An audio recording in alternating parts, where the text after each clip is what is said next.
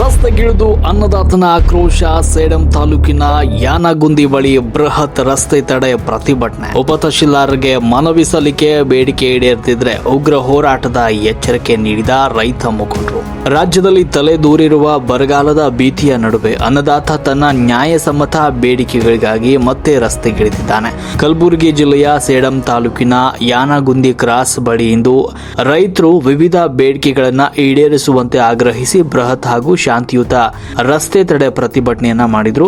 ಕರ್ನಾಟಕ ರಾಜ್ಯ ರೈತ ಸಂಘ ಹಾಗೂ ಹಸಿರು ಸೇನೆ ಸೇಡಂ ತಾಲೂಕು ಘಟಕದ ನೇತೃತ್ವದಲ್ಲಿ ನಡೆದ ಈ ಒಂದು ಪ್ರತಿಭಟನೆಯಲ್ಲಿ ಸರ್ಕಾರದ ವಿರುದ್ಧ ರೈತರು ತೀವ್ರ ಆಕ್ರೋಶ ವ್ಯಕ್ತಪಡಿಸಿದ್ರು. ಸೇಡಂ ತಾಲೂಕಿನ ಯಾನಗುಂದಿ ಬಳಿ ರೈತರು ಆಕ್ರೋಶದ ಕಟ್ಟೆ ಹೊಡೆದಿತ್ತು. ಮಳೆ ಇಲ್ಲದೆ ಬೆಳೆ ಒಣಗಿ ಕೈಗೆ ಬಂದ ತುತ್ತು ಬಾಯಿಗೆ ಬಾರದಂತಾಗಿರುವ ಈ ಪರಿಸ್ಥಿತಿಯನ್ನ ಖಂಡಿಸಿ ನೂರಾರು ರೈತರು ರಸ್ತೆ ತಡೆ ನಡೆಸಿ ಸರ್ಕಾರದ ವಿರುದ್ಧ ಘೋಷಣೆಗಳನ್ನ ಕೂಗಿದ್ರು.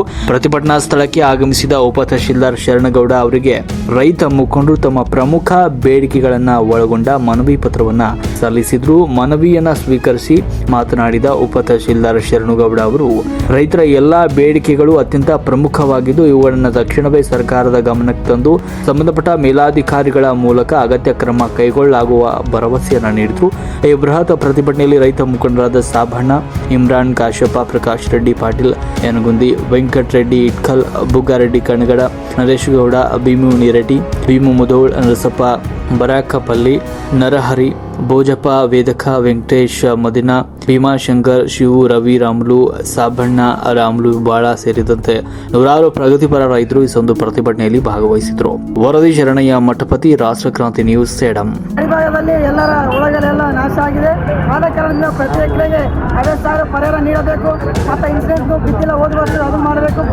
ಮತ್ತು ಅದೇ ರೀತಿ ನಮ್ಮ ಡಿ ರಾಮ್ ಕೆಲಸ ರೈತರಿಗೆ ಯಾವಾಗಲೂ ಒಂದು ವರ್ಷ ಕಂಟಿನ್ಯೂ ಮಾಡಬೇಕಂದು ಅದೊಂದು ಉದ್ದೇಶ ನಮ್ಮದು.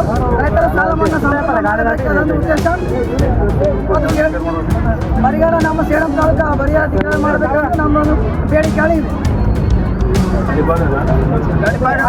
ಬರಗಾಲವನ್ನು ಘೋಷಣೆ ಮಾಡಲೇಬೇಕು. ನಮ್ಮ ರೈತರಿಗೆ ಇದುವರೆಗೆ ಯಾವುದೇ ರೈತರಿಗೆ ಕೊಟ್ಟಿಲ್ಲ, ಅದನ್ನು ತಕ್ಷಣ ಅಧಿಕಾರಿಗಳು ಕೊಡಲೇಬೇಕು. ಅದರ ಸಂಬಂಧ ನಮ್ಮ ಗಡಿಭಾಗವನ್ನು ಬರಗಾಲ ಘೋಷಣೆ ಮಾಡಲೇಬೇಕು. ಅದೇ ರೀತಿಯಾಗಿ 24 hours ರೈತರಿಗೆ ಕರೆಂಟ್ ವಿದ್ಯುತ್ತನ್ನು ಒದಗಿಸಬೇಕಾಗಿ ನಮ್ಮ